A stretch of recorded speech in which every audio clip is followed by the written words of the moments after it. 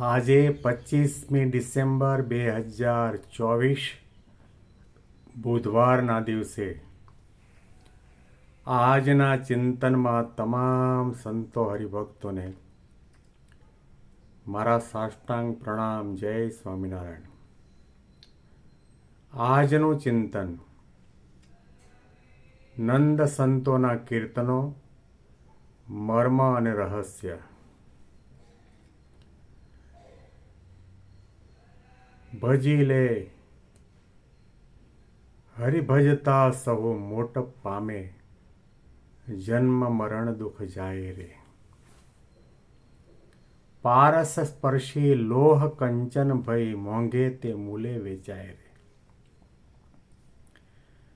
રાધાજી અતિ પ્રેમ મગન થઈ, ઉરધાર્યા ગિરધારી રે. હરિવર વરી હરિતુલ્ય થયા, જેનું ભજન કરે નર નારી રે. હરિ ભજતા સૌ મોટપ પામે. સંત કેટલા દયાળુ છે, કૃપાળુ છે, પરોપકારી છે. પોતાના વર્તન દ્વારા, જીવન દ્વારા, ક્રિયા દ્વારા, વાણી દ્વારા, ઉપદેશ દ્વારા અને કલમ દ્વારા અને કંઠ દ્વારા સૌ કોઈ ભગવાનના માર્ગે ચાલે, સૌ કોઈ આદિ વ્યાધિ ઉપાધિમાંથી મુક્ત થાય અને ભગવાનના સુખે સુખિયા થાય, છેલ્લો જન્મ થઈ જાય. એવી એક ભદ્ર ભાવના સાથે મુક્તાનંદ સ્વામી આ પદની અંદર દ્રષ્ટાંતો આપીને પૂર્વના ભક્તોના આખ્યાનો કહીને પણ આપણને દ્રઢ કરાવવા માગે છે કે ભગવાન ભજી લેવા. નારદજીની વાત કરી. દાસી પુત્ર હોવા છતાં પણ ભજન કર્યું તો કહેવાય છે કે ભગવાનનું મન બની ગયા. હવે રાધાજીની વાત કરે છે. રાધાજી અતિ પ્રેમ મગન થઈ, પ્રેમ મગન થઈ, ઉરધાર્યા ગીર ધારી રે. રાધાજી અતિ પ્રેમ મગન થઈ, ઉરધાર્યા ગીર ધારી રે. હરિવર વરી હરિતુલ્ય થયા, જેનું ભજન કરે નર નારી રે. હરિ ભજતા સહુ મોટપ પામે, જન્મ મરણ દુઃખ જાય રે. ભગવાન કૃષ્ણનું નામ લખો, ભગવાન કૃષ્ણનું નામ વાંચો, ભગવાન કૃષ્ણનું નામ બોલો, ભગવાન કૃષ્ણની મૂર્તિનું દર્શન કરો અને એ જ ક્ષણે એમના અતિશય પ્યારા પ્યારા પ્યારા રાધાજી આપણને યાદ આવે આવે ને આવે. ગોકુળ વૃંદાવનની અંદર આજની તારીખે તમે જાઓ, ગલીએ ગલીએ રાધા કૃષ્ણના મંદિર છે. આજની તારીખે પણ કોઈ પણ ભક્ત મંદિરના પગથિયા ચડતી વેળાએ પગથિયાને સ્પર્શ કરી અને ઠાકોરજીના દર્શન કરવા સુધી પહોંચે ત્યાં સુધી રાધે રાધે રાધે રાધે રાધે રાધે રાધે રાધે શ્યામ, રાધાનું નામ 8 વખત બોલે અને કૃષ્ણનું નામ એક જ વખત. અને ત્યાં એવી પણ કહેવત પડી છે, રાધે બિન શ્યામ આધે. રાધા વગર કૃષ્ણ ભગવાન અડધા કહેવાય. શું રાધાજી બહુ રૂપાળા હતા? શું રાધાજીએ અતિ ઉત્તમ કુળમાં જન્મ લીધો હતો? શું રાધાજીએ વેદો ઉપનિષદોનો સારો પાઠ કર્યો હતો, અભ્યાસ કર્યો હતો, કંઠસ્થ કર્યા હતા? રાધાજીએ એવું કયું તપ કર્યું હતું? રાધાજીએ એવી કઈ સાધના કરી હતી કે ભગવાન કૃષ્ણના હૃદયની અંદર બિરાજમાન થયા? રાધાજી અતિ પ્રેમ મગન થઈ, ઉરધાર્યા ગિરધારી રે. આધ્યાત્મિક માર્ગમાં ઘણું થાય. માળા થાય, તપ થાય, વ્રત થાય, દાન થાય, દંડવત અને પ્રદક્ષિણા પણ થાય. એટલું જ નહીં, પોતાના માતા પિતા કુટુંબ કબીલા સંસારના રમણીય પંચ વિષયોનો ત્યાગ કરી જંગલમાં જઈ શકાય અને ભગવા કપડાં પહેરીને સાધુ પણ બની શકાય. પણ સર્વથી પર તત્વ એવા પરમાત્મા પુરુષોત્તમ નારાયણને પોતાના હૃદય સિંહાસનમાં બિરાજમાન કરવા એ અતિશય કઠણ કામ છે. રાધાજીએ આ કર્યું. સૌ કોઈ પોતાના માતા પિતા ભાઈ ભગીની પત્ની બૈરા છોકરા ખેતી વાડી લાડી પાડી ગાડી બધાને પ્રેમ કરે છે, બધાની સાથે મમતા રાખે છે, બધાની સાથે હેત કરે છે અને કહે છે કે આ બધા મારા. રાધાજી આ સાંસારિક મનુષ્યોના માર્ગથી જુદા પડી પોતે પરણેલા ધણીનો ત્યાગ કરીને,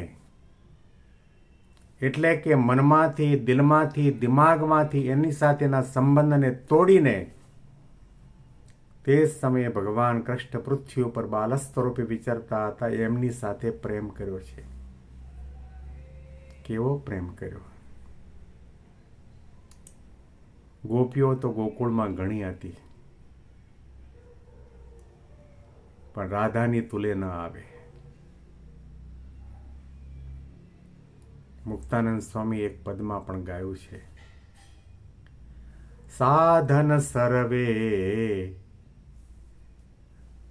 બધા સાધન છે, કરોડો કબીરનું જ્ઞાન છે. પ્રેમની આગળ સાધન સર્વે, રવિ આગળ જેમ તારા રે. સૂર્યની આગળ કરોડો તારા ભેગા થાય તો પણ સૂર્યના પ્રકાશમાં એનો પ્રકાશ લીન થઈ જાય છે. એને તારા સિતારા કહી શકાય, પરંતુ સૂર્ય ન કહી શકાય. એમ 5000 વર્ષ પહેલા ગોકુળમાં ભગવાન કૃષ્ણની પાછળ પ્રેમ ઘેલી બની ગયેલી તમામ ગોપીઓને ભગવાન કૃષ્ણની ભક્ત કહી શકાય, પરંતુ રાધાજી તો શ્રી કૃષ્ણ ભગવાનનું હૃદય હતા.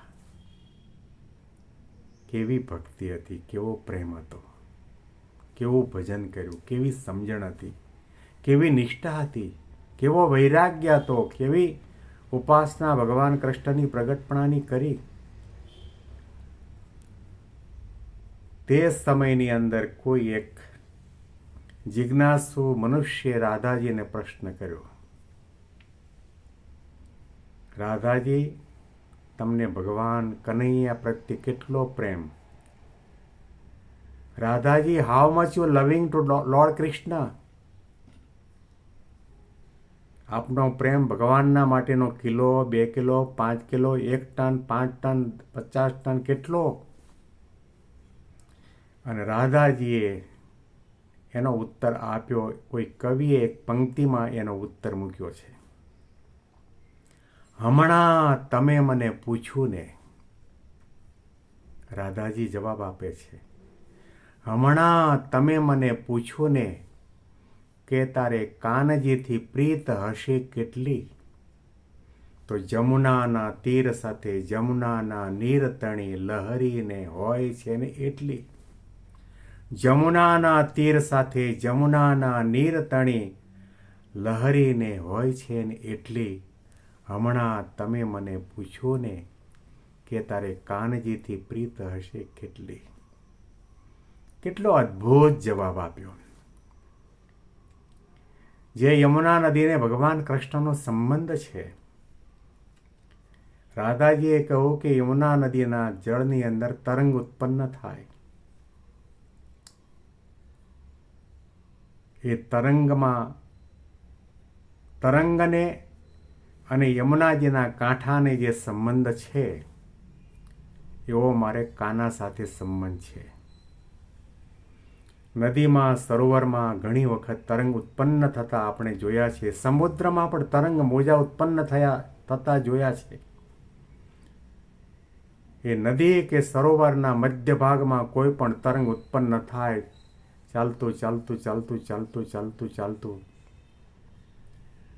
નદીના કાંઠામાં આવીને સમાવિષ્ટ થઈ જાય છે. રાધાજી કહેવા માગે છે, મારા હૈયાની યમુનાની અંદર સંકલ્પ વિકલ્પના તરંગ જાગે છે. અને જેવી રીતે તરંગ નદીના કાંઠામાં સમાવિષ્ટ થઈ જાય છે, એવી રીતે મારા માટે નદીનો કિનારો કંઈ પણ હોય તો કૃષ્ણ ભગવાન છે. એ સંકલ્પ વિકલ્પના તરંગ ભગવાન કૃષ્ણમાં સમાવિષ્ટ થઈ જાય છે. દરેક તરંગના પાણીના એક એક બુંદની અંદર એક જ તમન્ના અને ઝંખના હોય છે કે નદીના કાંઠામાં સમાવિષ્ટ થવું. એવી રીતે મારા પણ સંકલ્પના તરંગ છે ભગવાનના મિલન માટેના હોય છે, ભગવાનમય થવા માટેના હોય છે, ભગવાનના આકારને પામવાને હોય છે, ભગવાનના ભાવને પામવાના હોય છે. આ રાધાજી અતિ પ્રેમ મગન થઈ ઉર્થાર્યા ગિરધારી રે. હરિવર વરી હરિતુલ્ય થયા, જેનું ભજન કરે નર નારી. 5000 વર્ષ પછી આજની તારીખે પણ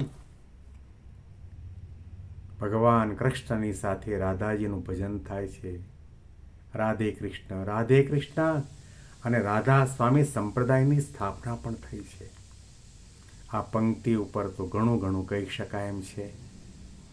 વધુ ચિંતન આપણે આવતીકાલે આ પંક્તિ ઉપર સાંભળીશું. તમામ સંતો હરિભક્તોને બેંગ્લોરથી પીડી શાસ્ત્રીના જય સ્વામિનારાયણ.